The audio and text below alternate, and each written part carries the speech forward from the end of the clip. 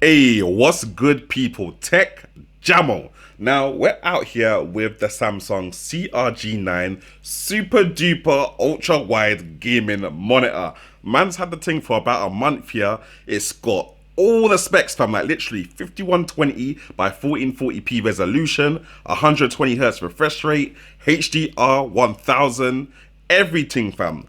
But I wouldn't go and tell you guys to stop what you're doing and go and cop, because there are a couple caveats that we need to discuss.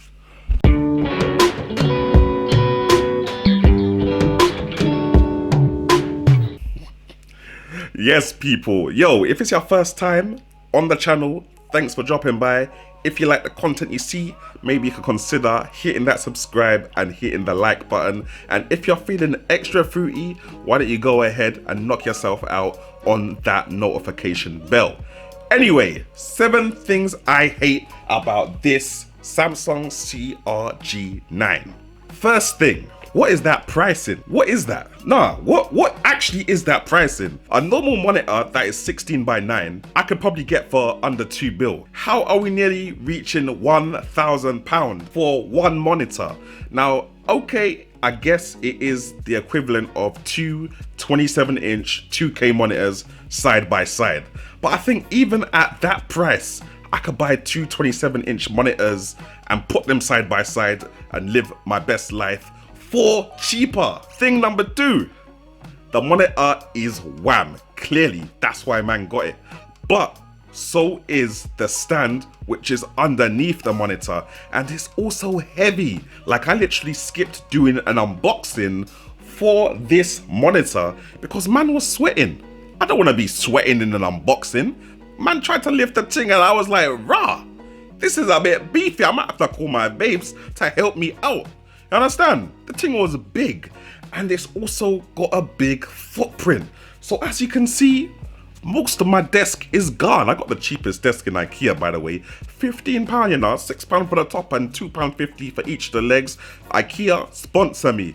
Anyway, that desk is gone because this thing is too big. So if you're gonna go for a monitor like this, a 49-inch thing, then essentially you're really gonna need a 2-meter width on that desk, minimum, if you want to have the monitor, your speakers, your keyboard, your tablet, whatever else you want to have on your desk. Thing number 3, there's no speakers built into the monitor.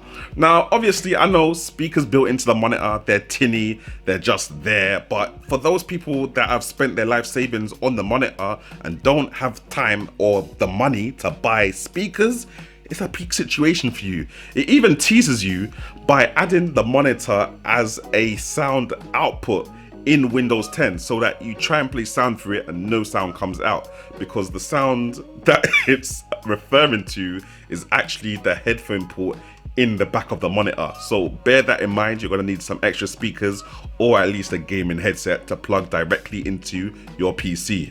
Thing number 4, HDR 1000, the creme de la creme, the biggest HDR rating you can get on any TV now. And yeah, I don't really notice the difference.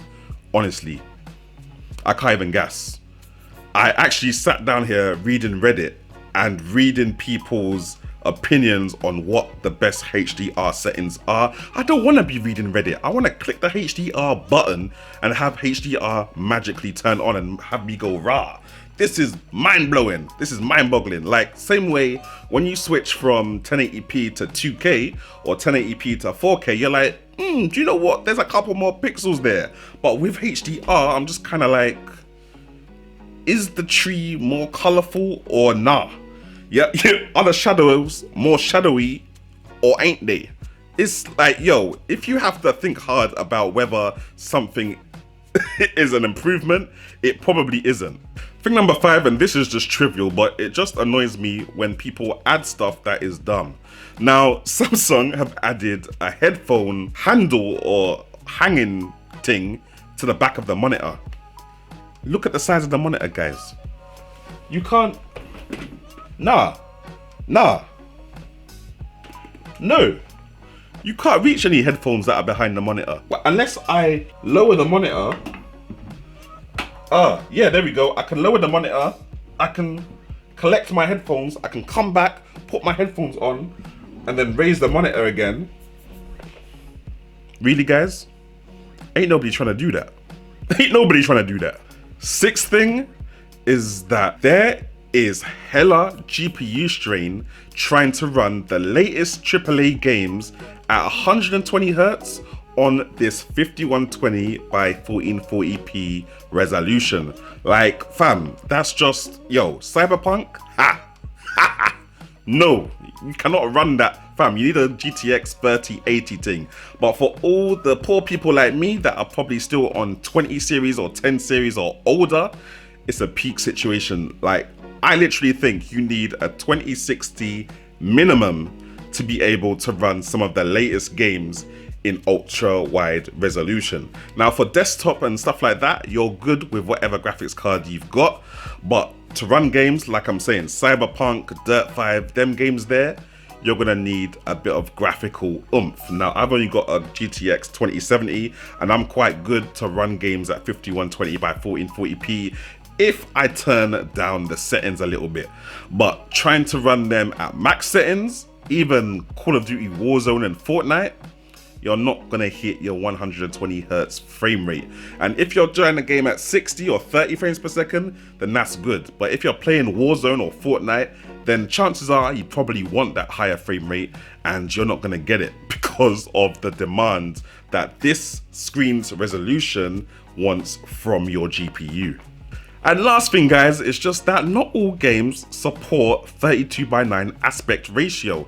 And what's even sneakier is that some games say that they do support 32:9 aspect ratio, but instead what they do is they support 21:9 aspect ratio, so those smaller ultra-wide monitors, which means when they go up to 32:9, all they do is they stretch the 21:9 image to 32:9, which means you get a distorted, ugly looking image, and yo, the company's just lied to you. It's not 32:9, it's a stretched 21:9. In some worst cases, it's even a stretched 1080p, fam. So it's a mazza. It's very trial and error depending on how much work the game developer has put into the games. But obviously it's up and coming, 32:9. Hopefully a lot more games will run effortlessly on it.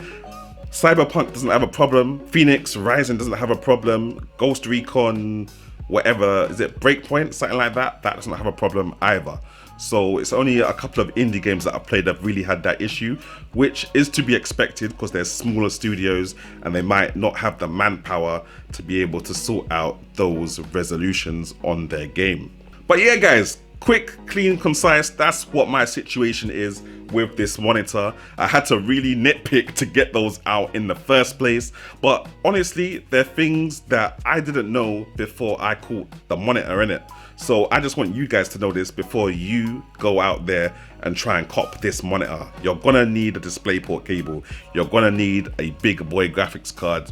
You're probably not gonna see any HDR difference if your eyesights are mash up like mine. And yeah, you're gonna need a bigger desk. Definitely gonna need a bigger desk. But anyway, guys, hope that helped. Just a little ting. Leave a comment in the comment section below, subscribe, like, and I will catch you guys in the next one. Tech Jamo out.